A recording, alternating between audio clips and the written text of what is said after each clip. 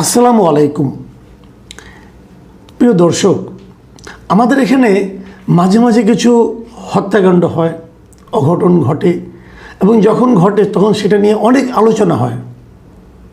কিন্তু আপনি কতটা আলোচনা করলেন, এটা নিয়ে কতটা হইচই হলো, এগুলো কোনোটাই কিন্তু কোনো বিষয় না। বিষয়টা হলো যে এই হত্যাকাণ্ডের রহস্য উদ্ঘাটিত হলো কিনা, অথবা সেই অঘটনের পেছনে যারা দায়ী তাদের সাজা হলো কিনা। সাজা না হলে এই যে হইচই হওয়া, মিডিয়াতে চিৎকার চেঁচামেচি করা, এগুলিতে কোনো লাভ হয় না। তবে আজকে একটা সুখবরটা হলো এই যে প্রায় 2016 সালে, আজকে থেকে 10 বছর আগে ঘটে যাওয়া একটা হত্যাকাণ্ডের একজন আসামিকে অন্ততপক্ষে ধরা গেছে। এতদিন আমরা জানতামই না এই হত্যাকাণ্ডের আসামি কারা। সেটা হলো তনু হত্যা মামলা। সোহাগী জাহান তনু, তখন তার বয়স ছিল 19 বছর। কুমিল্লা সরকারি ভিক্টোরিয়া কলেজের স্টুডেন্ট ছিলেন তিনি। তার বাবা কুমিল্লা ক্যান্টনমেন্ট বোর্ডে চাকরি করতেন, ছোটো একটা চাকরি করতেন। মেয়েটা টিউশনি করে নিজে পড়াশোনা খরচ চালাতো। তো 2016 সালের 20 মার্চ, আজকে থেকে 10 বছরের বেশি, 10 বছর 1 মাস আগের কথা, সে কুমিল্লা সেনানিবাসের ভেতরে একটা বাসায় সে টিউশনি করতে গিয়েছিল, আর সেখান থেকে নিজের বাসায় ফেরত আসেনি। তারপরে অনেক খোঁজাখুঁজি করার পর এই সেনানিবাসেরই পাওয়ার হাউসের কাছে একটা ঝোপের মধ্যে তার লাশ পাওয়া যায়। এটা নিয়ে তার বাবা ইয়ার হোসেন মামলা করে কুমিল্লা মডেল থানায়, কিন্তু কোনো কাজ হয় না, কাউকে ধরাও হয় না। তারপরে তার কয়েকদিন পরে, ওই 16 সালের এপ্রিলে এবং পরে 12 জুন 2 দফা তনুর ময়নাতদন্ত করা হয়। একবার লাশ কবর থেকে উঠিয়েও ময়নাতদন্ত করা হয়, কিন্তু কুমিল্লা মেডিকেল কলেজের ফরেন্সিক বিভাগ তখন তারা জানায় যে তারা তনুর মৃত্যুর কোনো কারণ খুঁজে পায়নি। এই ছিল ঘটনা, এবং এটা নিয়ে অনেক আলোচনা হয়েছিল। বোঝাই গিয়েছিল যে ফরেন্সিক ডিপার্টমেন্ট কোনো কারণই খুঁজে পেল না। নানাভাবে প্রভাব বিস্তার করে এই মামলাটাকে অনেকটা ধামাচাপা দেওয়ার মতো অবস্থায় কিন্তু ফেলে দেওয়া হয়েছিল। তারপরে এই মামলাটা প্রথমে সিআইডির কাছে যায়, তারপরে পিআইবির কাছে যায়।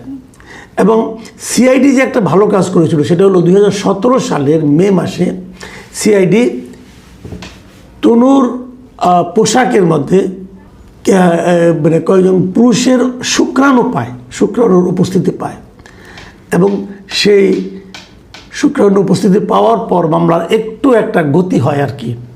এবং তখন তারা বলে এগুলি পুরুষের শুক্রাণু, যেহেতু এটা যদি ডিএনএ টেস্ট করা যায় তাহলে হয়তো জানা যাবে যে এগুলো কার এবং এর সঙ্গে কারা দায়ী ছিল। বলা ভালো, তনুকে কিন্তু হত্যার আগে ধর্ষণ করা হয়েছিল বলে জানা গেছে। তো এখন তারপরে সেনানিবাসে গিয়ে এই সিআইডির একটা দল কয়েকজন লোককে জিজ্ঞাসাবাদ করে, কিন্তু তারা কাকে কাকে জিজ্ঞাসাবাদ করে সেই নামগুলো আমরা কখনোই জানতে পারিনি, তারাও কাউকে কখনো জানায়নি। এর মধ্যে এরপর মামলাটা সিআইডি থেকে পিআইবি কাছে যায়, এবং পিআইবি কাছে যাওয়ার পর এবছর 6 তারিখে কুমিল্লার মামুনুল হক সাহেবের আদালতে, উনি একজন বিচারক, ওনার আদালতে এই তদন্ত তদন্তকারী যিনি কর্মকর্তা আছেন তিনি সেখানে হাজির হন, এবং হাজির হয়ে বলেন যে 3 জনের ডিএনএ নমুনা মেলানোর দরকার, এবং উনি 3 জন লোকের নাম বলেন।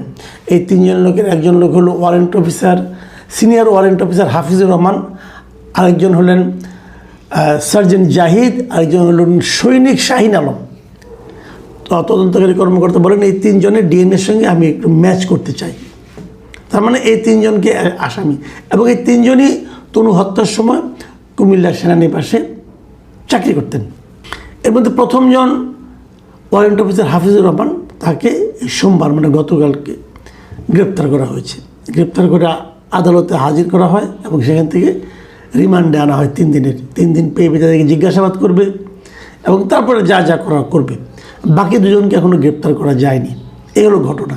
এর মধ্যে আবার আরেকটু ব্যাপার আছে। আরেকটু ব্যাপার হলো, তনুর বাবা মা কিন্তু বলছেন এই যে সৈনিক শাহিন আলমকে যে আসামি করা হয়েছে, তারা বলছেন শাহিন আলম নামে কারো নাম আমরা জানি না।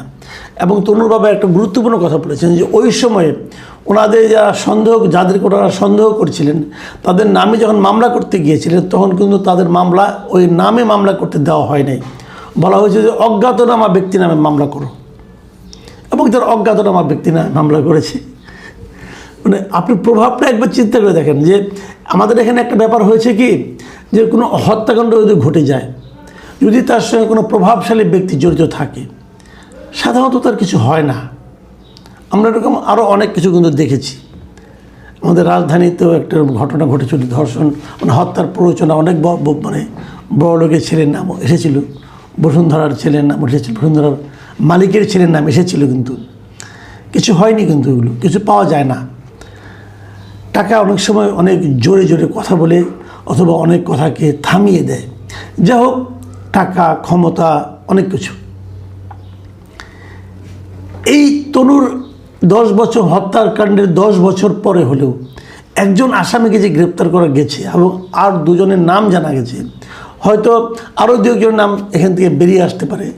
যে আসামিদের নাম যেভাবে ভাবছেন তনুর পিতামাতারা, তাদের যে সন্দেহ, সেই সন্দেহগুলিকে যদি মানে গোচরে নেওয়া হয়, আমলে নেওয়া হয়, তাহলে হয়তো আরও দু একজনের নাম বেরিয়ে আসবে।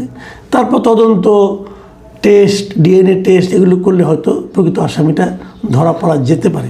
কিন্তু যে কথাটা বলার জন্য আমি আজকে এই অবতারণাটা করেছি, সেটা হলো এটা কিন্তু একটু সুখবর যে তাও তো মানে আসামিদের নাম জানা যাচ্ছে, ধরা যাচ্ছে এবং টেস্টের মধ্যে একটা প্রক্রিয়ার মধ্যে আসে বলে আমরা বুঝতে পারছি। কিন্তু এরকম ঘটনা কিন্তু আরও আছে। আমি আরেকটা ঘটনার কথা আপনাদেরকে বলি। এটা তো 2016 সালে, 2013 সালে একটা ঘটনা। 2013 সালে, ওটাও মার্চ মাসেরই ঘটনা ছিল। 2013 সালের মার্চ মাসে নারায়ণগঞ্জে একটা স্কুল স্টুডেন্ট ছিল তানভীর মোহাম্মদ তকি, তাকেও কিন্তু অপহরণ করে হত্যা করা হয়েছিল।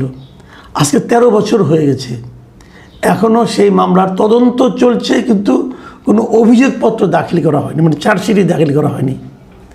র্যাব একটা তদন্ত করেছিল, সেই তদন্তে আজমেরি, ওই যে শামীম ওসমানের ভাইয়ের ছেলে আজমেরি ওসমান, তার নাম পাওয়া গিয়ে তাকে সন্দেহ করেছিল, কিন্তু আর কিছু হয়নি। মামলাটা ঝুলে আছে। কেন এই মামলা এত বছর ধরে ঝুলে আছে? তখন না হয় আওয়ামী লীগ সরকার ছিল, আওয়ামী লীগ সরকারের পাওয়ারফুল লোক ছিল আজমেরি ওসমান, শামীম ওসমান, তারা ছিল পাওয়ারফুল লোক, এই জন্য হয়তো কিছু হয়নি। কিন্তু এখন তারা আওয়ামী লীগ সরকার নেই, এখন কে বাধা দেবে?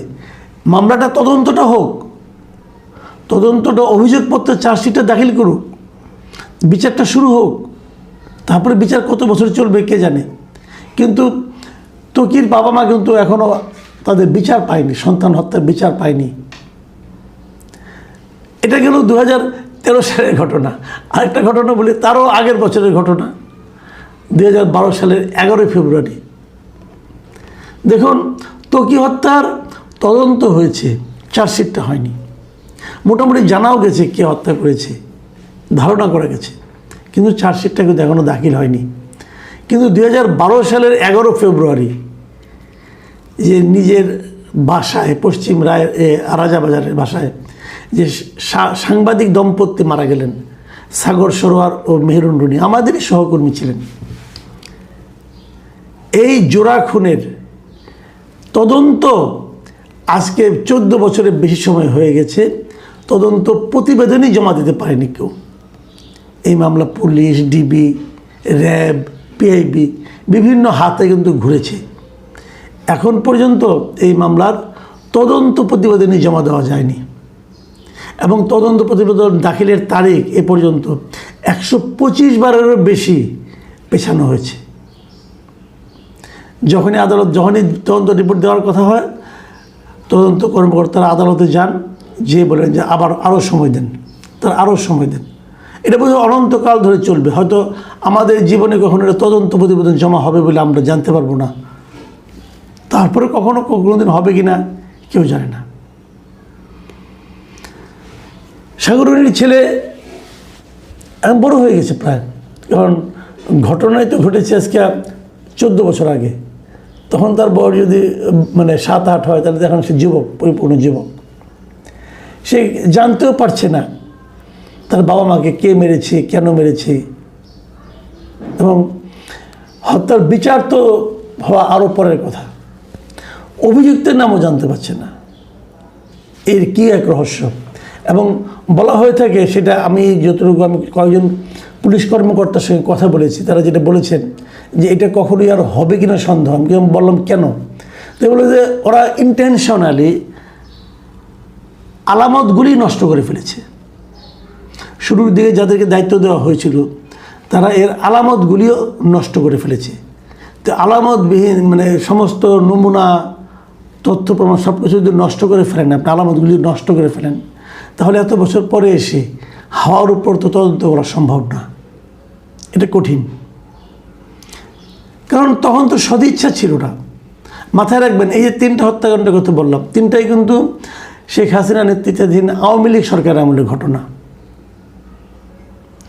এবং এই প্রত্যেকটা ঘটনার সঙ্গে কিন্তু সেই সময় সরকারের একদম শীর্ষ পর্যায়ের ব্যক্তিরা জড়িত ছিল বলে কিন্তু সন্দেহ করা হয়। সরকার জনগণকে সুবিচার দিবে, কিন্তু বিনিময়ে সুবিচার যাতে না পায় সেই জন্য যদি সরকার কর্তৃপক্ষ এবং তারা যদি উচ্চপদস্থ যারা আছেন তারা যদি সচেষ্ট হয়, যে দেশে হয় সে দেশের জনগণের চেয়ে অসহায় আর কেউ হয় না। আমরা হলাম সেই অসহায় জাতি যারা নাকি এ ধরনের ঘটনা অবাধে ঘটতে দেওয়ার মতো বাস্তবতার শিকার হই। প্রিয় দর্শক,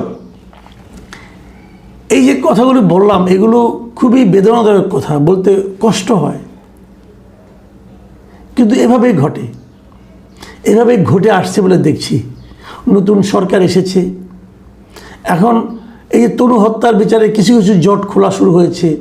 2-1 লোকের চেহারা আমরা চিনতে পারছি, যারা এই ঘটনার সঙ্গে যে আসামি যাদেরকে বলা হচ্ছে এরা সবাই কিন্তু ইতিমধ্যে অবসরেও চলে গেছে। এই অবসরপ্রাপ্ত লোকদের এনে এখন পাওয়া যাচ্ছে ওই সময় তারা কী পরিমাণ দাপটে ছিল, অথবা ওই সময় অনেকে বলে যে সেনাবাহিনী তাদের বাহিনীর সম্মান রক্ষার্থে নাকি এগুলি করেছিল, হতে পারে, আমরা জানি না কিছুই। কিন্তু এই সমস্ত সন্দেহ কিন্তু থেকে যায় যদি সুবিচারটা না হয়। এখন সুবিচার আমরা আশা করি। আমরা একই সঙ্গে ত্বকী হত্যা বলেন অথবা সাগরণী হত্যা বলেন, সেগুলোরও কিন্তু আমরা বিচার প্রার্থনা করি। প্রিয় দর্শক, এখন এ পর্যন্তই। আল্লাহ হাফিজ।